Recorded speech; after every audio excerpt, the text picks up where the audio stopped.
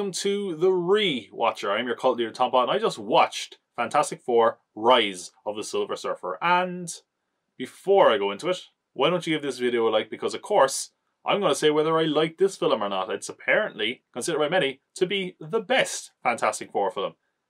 Which is, man, that's a very low bar. But of course, I'll be watching the worst Fantastic Four film next week. So why don't you subscribe so you don't miss it. And without further ado, let's talk about Rise of the Silver Surfer. Because as I mentioned last week, I haven't seen this one. This is the only Fantastic Four film, aside from the unreleased one, that I haven't seen. It's the only big screen one that I hadn't seen.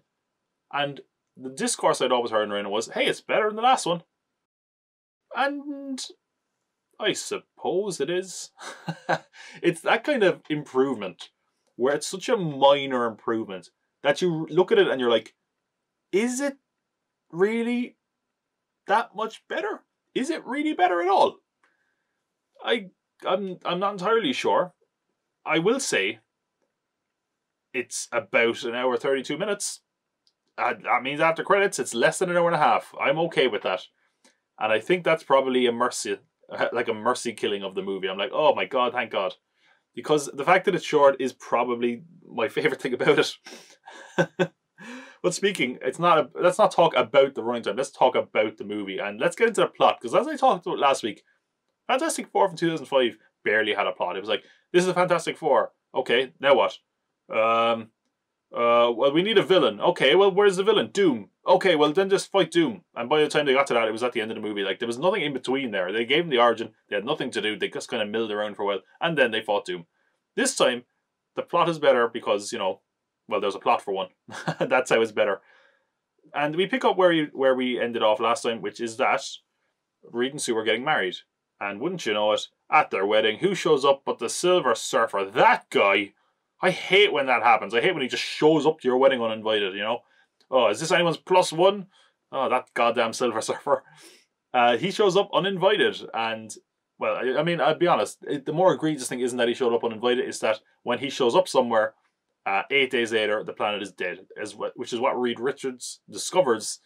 And, of course, then they want to find out, like, what does he want? How do we stop him? We don't want the world to end because we're the good guys. That's how you know. Doom is a bad guy. He wants the world to end. Yes, Doom is back. Last week I wasn't sure if he was back because I had never seen this.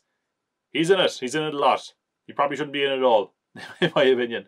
But you know what? Silver Surfer isn't the only one who tries to crash the wedding. I want to talk about one of my favourite moments in the film, and it probably isn't a good sign when I'm talking about this so early on in the film. The Stan Lee cameo, which is maybe my favourite Stan Lee cameo of all time. He tries to get into the wedding as himself with his own name, and they're like, nope, not happening. And I don't know why. I thought that was funny. Sandy's played himself, I think, in Captain Marvel, and I think that might be the only other time he's played himself. But here he's like actually name dropped. I just thought that was great. I got a laugh out of me. It's so obvious, it's so dumb, but it's pretty good. And yeah, that's probably not good that I'm talking about this early on. But I will say, it's also a nod to the comics, because Jack Kirby and Stan Lee, I think, try to crash the wedding in the comics, and they also don't get in. But if you hear that and you're like, hey, this must be pretty faithful to the comics. Nope. Like, Galactus, notoriously, in this film, is a cloud. And I was like, hey, come on, man. I'm sure it's not just a cloud. And now that I've seen it, yeah, it's a fucking cloud, isn't it? Like, you could have done something to make it more intimidating there. It's just like, oh no, a dark cloud. That's about as threatening as a rainy day, you know? And, I mean, I guess he's in space. So and look, okay, he's not just a cloud. There's particles in there, I guess, and some interesting colours. And it's a shame because Galactus, like, the design of Galactus is so awesome. It's such a curvy design. It's massive. It's really cool. And they're just like, no, cloud will do. Like, there's concept art of this that looks pretty good, but I guess Tim Story was like, nope. Let's talk about Tim Story, actually. Because, ooh, not the worst choice he's made. And I wanted to, actually, look, before I get to Tim Story, I will say this about the cast, okay? I think they're all better in this film. I think it's because they have more to work with, okay? Jessica Alba got a lot of shit for her performance in the first Fantastic Four film. And I was kind of saying, look, I think it's that she doesn't have a lot to work with. And this leads to a really awkward moment that apparently occurred on set between Tim Story and Jessica Alba, which, first of all, what did they do to Jessica Alba here? They made her look so fake. Like, imagine looking at Jessica Alba and being like, not good enough. We need to make her look different. as opposed to looking like Jessica Alba. Which also, in the first film, there was a line I didn't mention, where they're talking to Doom, they're like, oh, Doom, you can have any woman you want. Why would you want Sue? Yeah, why would you want that troll Jessica Alba? Like, Jessica Alba, who at this time in the world was voted like the sexiest woman on the planet or something, which I think they actually reference in this film as well. But yeah, they changed her appearance. They gave her this really ugly blonde wig that just looks really strange. Now, apparently that was because she didn't want to bleach her hair because it damaged her hair the first time. But just give her regular hair. The weirder choice they do is they give her these big blue contacts. I don't know why. Some people said it's to be faithful to the comics. I mean, you weren't faithful to the comics in a lot of other regards. Why eye colour? Why? No one's going to be like, hey, Sue has brown eyes or blue eyes. Like, who cares? It's just really strange. And I you know, some people have said there's a possible racial thing here. I mean, they took, I believe Alba is has of Mexican origin or Mexican heritage, I should say. They gave her blonde hair, blue eyes.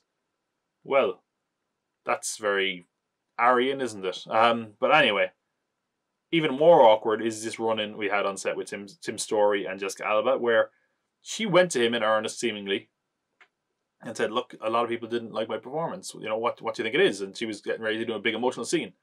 And Tim Story said to her, it looks too real. It looks too painful. Can you be prettier when you cry? Cry pretty, Jessica. Don't do that thing with your face. Just make it flat. We can CGI the tears in. Yikes. Cry pretty. What the fuck? Could you imagine saying that to any of your male actors? Like, oh, Michael Chiklis, cry pretty. Cry pretty, Chiklis. What the hell? It's just so horrible.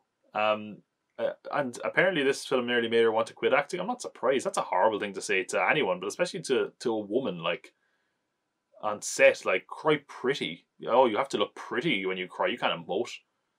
And that makes me think more and more that if she gave a bad performance, like, probably not helped by bad direction. But anyway, one person who did do better at this film is The Thing. Because visually, you know, he didn't get stuck with a blonde wig or blue eyes. No, thank God. He got a slightly better suit, which you might not necessarily notice. I did, because one of the complaints I had in the last suit was that his head just looks like a big orange blob without any kind of real features. They gave him a kind of a stronger brow. They gave him broader shoulders. Apparently it's a new prosthetic, so he can get in and out of the suit easier. So that's good for Michael Chiklis. And yeah, the rest of the cast, Chris Evans is, again, pretty good as the Human Torch. They do some stuff here that's really on point with his characterization. One thing they do is, like, he's like a corporate sellout. They give him a jacket with all the logos on him. And at first I was like, yeah, that's so the Human Torch. And then I was like, oh, they really only did that so they could actually sell out. I was like, oh. Oh, Hollywood. What do you have against capitalism? They also do a thing where, like, he's like hitting on a girl for the whole movie. It's nice as well that he's like, you know, he's not hitting on every woman ever. Now he's just going for one woman. So I was like, hey, that's character development, I guess. And at the end, when there's a big wedding, she tries to catch a bouquet and he's like, nope. He's like, oh, sorry, you know. I'm just like, that's the Human Torch right there. One person who doesn't really get a lot to do is The Thing. I mean, the one thing they do get him to do, I guess, he shouts at a bear at one point. Which really made me just go, oh, I thought The Thing was going to fight a bear like Lou Ferrigno and the Hulk. Oh, man.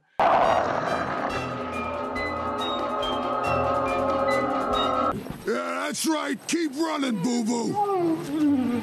But yeah, it was a funny scene. But aside from that, he gets very, very little to do. Alicia Masters is there again, but they don't really do much with her either. Reed... I would say Reed and Sue, I like their dynamic a lot more in this. I think they're a lot more believable.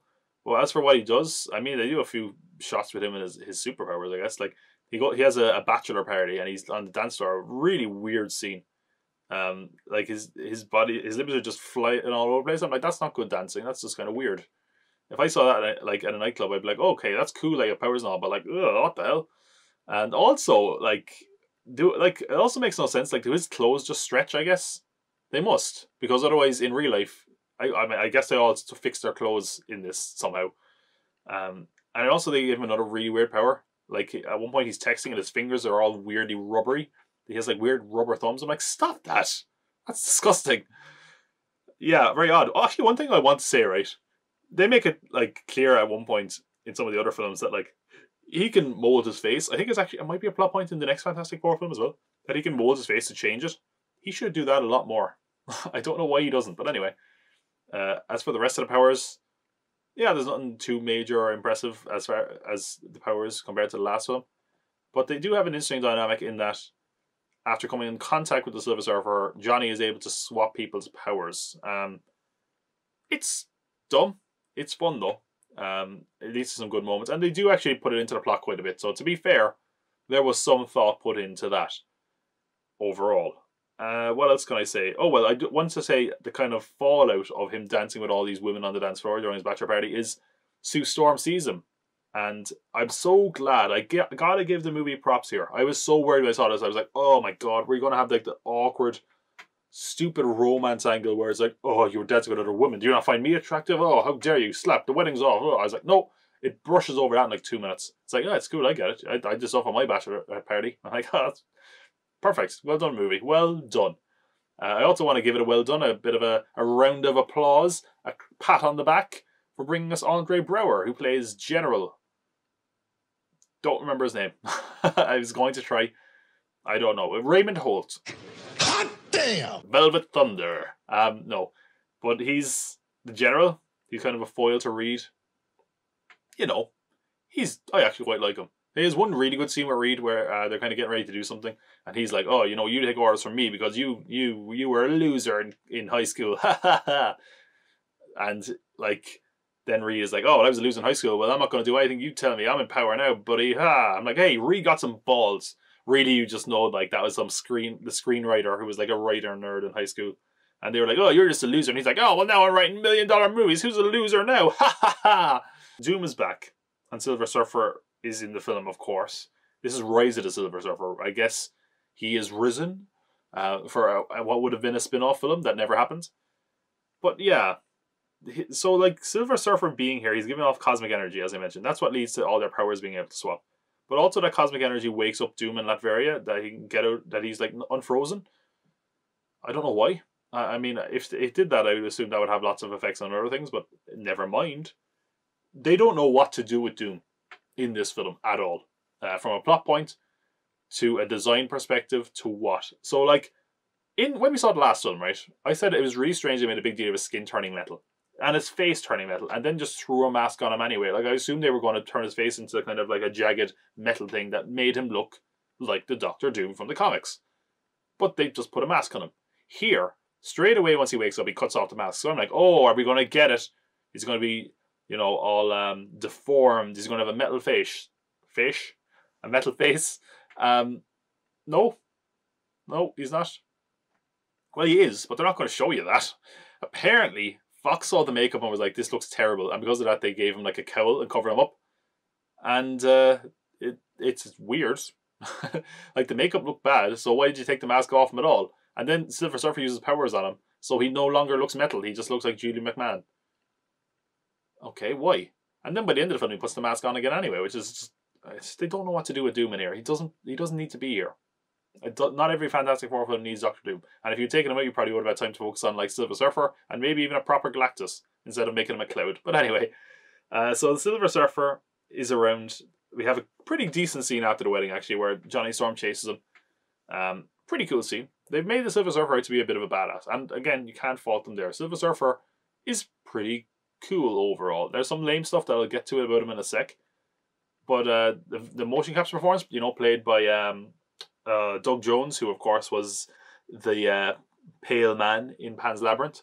And the voice is Lawrence Fishburne, who, you know, good voice work. Again, he's good at giving that kind of ominous, epic delivery like he did in the Matrix films. Now, what is weird is that, and this might point to the film being rushed, which is something that I think kind of is evidenced here by the fact that it came out like 2 years later.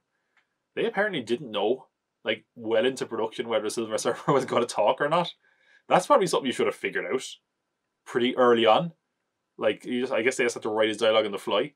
In fact, if you look at the first trailer, Lawrence Fishburne obviously wasn't cast, so they had Doug Jones' voice there, because apparently at one point he was going to voice it all together. All that you know is at an end. All that you know is at an end. Again, I think the voice work in it is fine. I think the motion capture performance is fine. And overall, I think Silver Surfer is fine. It's just a really weird choice that they were like, I don't know if he's going to talk. I guess that's why, by the way, later on in the film, he's got like a stomach that doubles as an expository visual representation of Galactus. And a really bad one as well, because like it's just one picture of a planet. I'm like, that's an unnecessary visual aid.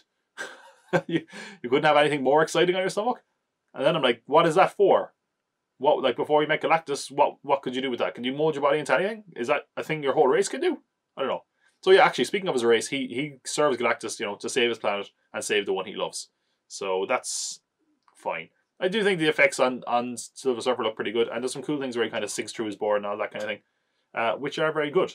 Now the thing is, the actual board itself is the source of his power and also what draws Galactus to the planet to devour. So I'm like, that's sort of lame and unnecessary. It kind of makes Silver Surfer useless without his board, but it does factor into the ending, which is Doctor Doom getting on the board and getting the cosmic energy powers, the power cosmic, I guess, comic wise.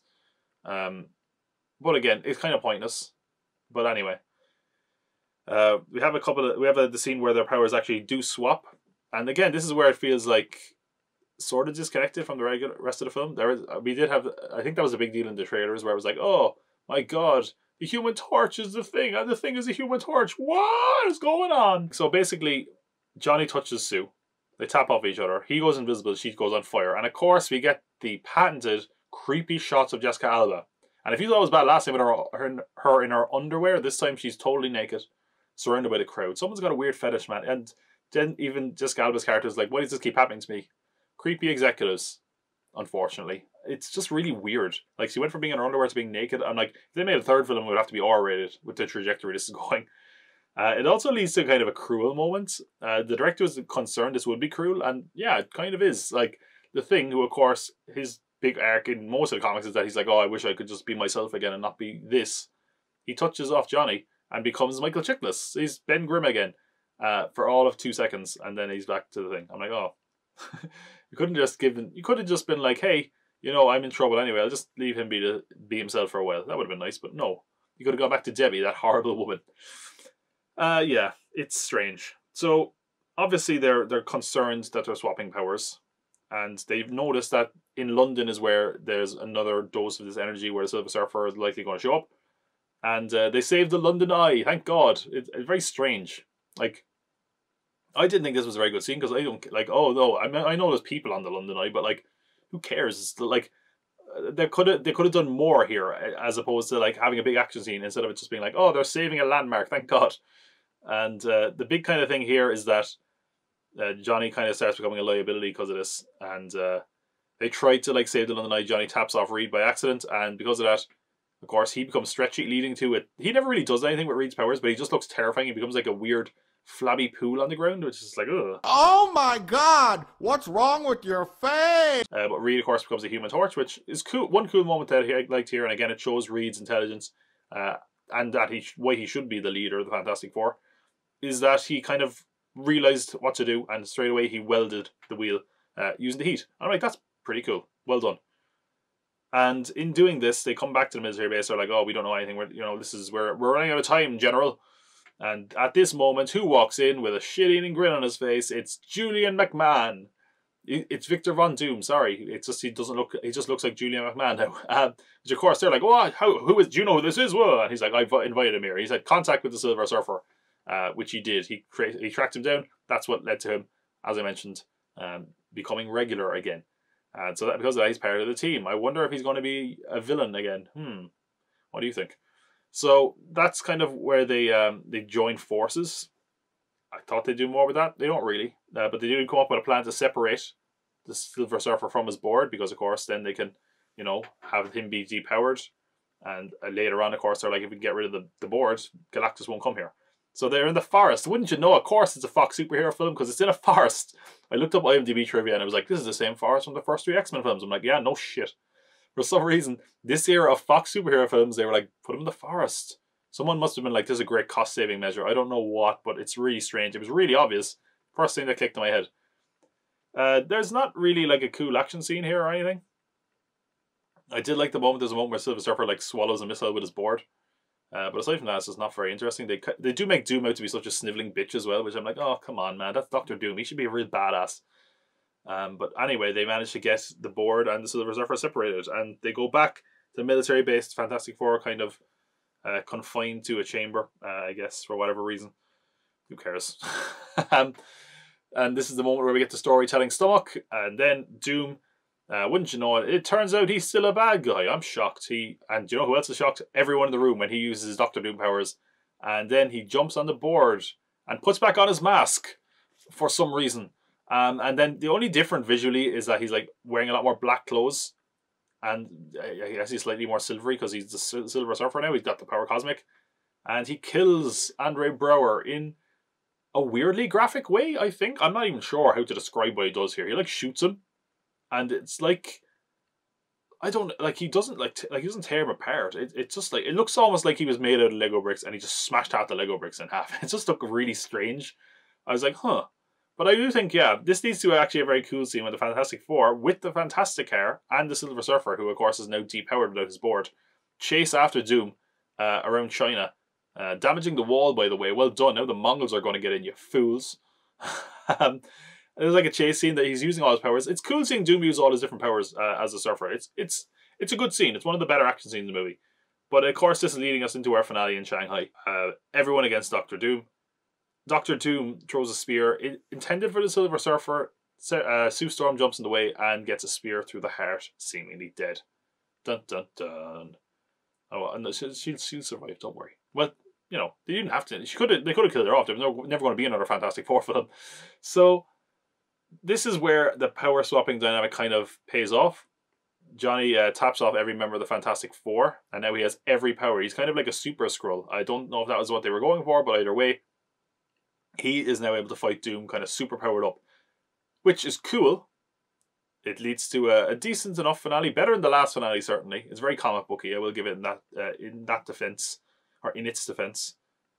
But yeah, it really makes the rest of the Fantastic Four totally pointless, doesn't it? So although I will say it doesn't make them all pointless, because while he's fighting Doom, Michael Chiklis, Ben Grimm hops on a crane and slams into Doom and knocks him off the board, sending him careening into the ocean, and he's never seen again. So I guess if there was another Fantastic Four film, he would have crawled out of the ocean or something. The crane shot just looked so stupid, but it was kind of cheesy. I kind of loved it for how bad it was. And then you're like, well, we've saved the day, except Galactus is going to eat all of us. And they're like, we're too late. And then Silver Surfer has his board back, so he saves Sue Storm. I'm like, okay, well, that was easy. And then he goes up to Galactus. He flies up the cloud, and then he's like, we're done, you and me, professionally. He does a Christian Bale. We're done, you and me, professionally. What the fuck are you doing? No! No! Da-da-da-da like this in the background. What the fuck is it with you? Fucking ass. What's really stupid with this is he kind of explodes in energy, killing Galactus. He could have done this at any time, really. He doesn't really sacrifice himself, because we see in a mid-credit scene that he did survive, because of course they wanted to make a Silver Surfer spin-off film.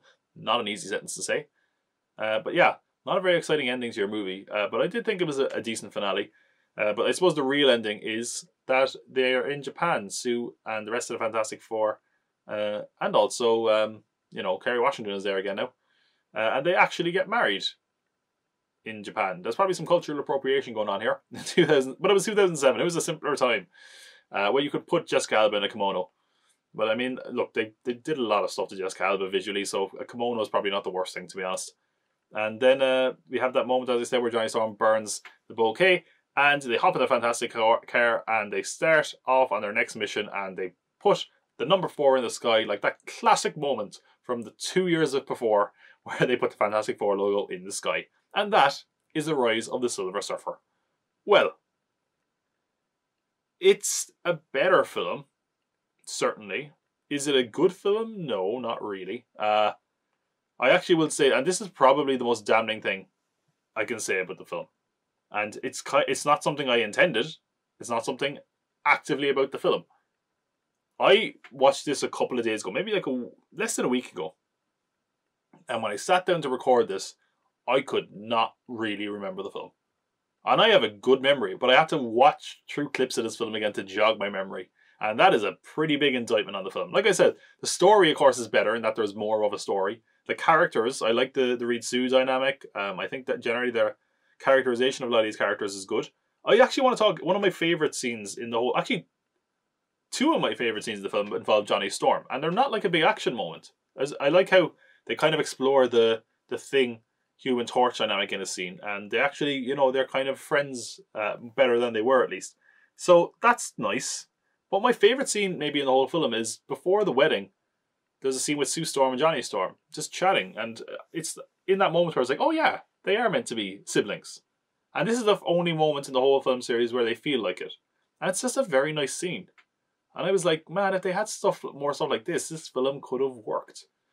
As I said, Thing has probably suffers the most because he has pretty much nothing to do. He had a lot in the last film, but not a lot to do here. The Silver Surfer, visually I love it. I think power-wise they make him pretty cool. And again, it's pretty faithful to the comics in some ways, but making the board be a source of power is kind of a dumb move because it makes him just really boring coming into the finale. I don't think his ending is all that interesting either. But I mean, visually he's decent. I would have, like, I'll put it this way. I like the motion capture, I like the voice acting. I would have watched the Silver Surfer spin-off film with some interest. But, you know, it was never to be anyway. Doctor Doom is a character that didn't belong in this film at all, in my opinion. He's just pointless. They clearly didn't know what to do with him. That goes from a story perspective, from a visual perspective, and the fact that he takes his mask off to cover his face, to go back to normal, to put a mask on again. Oh, it's just stupid, in my opinion. I don't get it. Again, they put him on the Fantastic Four team briefly, just so we can double cross them. Really, obviously, it's just pointless. They don't really do much with him in this film. There was no need for him to be here, except they kind of just needed another threat to kind of, you know, work against on the same side as Silver Surfer, which, you know, if you'd done Galactus right, could have been Galactus. So that's it. Again, it's a breezy enough watch. It's less than an hour and a half, and there's some things I like about it, but it's just not a very good film. The big question, though, is it the best Fantastic Four film? Well, I'll be able to answer that definitively next week when I sit down and watch a film that I actually have seen before and is considered by many to be the worst Fantastic Four film and one of the worst superhero films. There's going to be a lot to talk about with this one. Not just the film itself, but some of the behind the scenes. So please give this video a like, subscribe so you don't miss next Fantastic Friday when we look at Fantastic Four? Fantastic. I think it's just called Fantastic Four, but the logo and the branding just looks really weird. That came out in 2015 from Josh Trank. This is one would probably be a bit of a train wreck. But I also have some interesting opinions on this film, I think. Or maybe it'll totally change when I sit down and watch it. I thought I'd enjoy this film a lot more than I did. And I thought it was just, you know, it's slightly better than the last one, but it's not very good. Anyway, I hope you enjoyed this video more than I enjoyed watching those films. Either way, please come back next week when we dive into the last of the Fantastic Four films. Because remember, I'll be watching. Take care.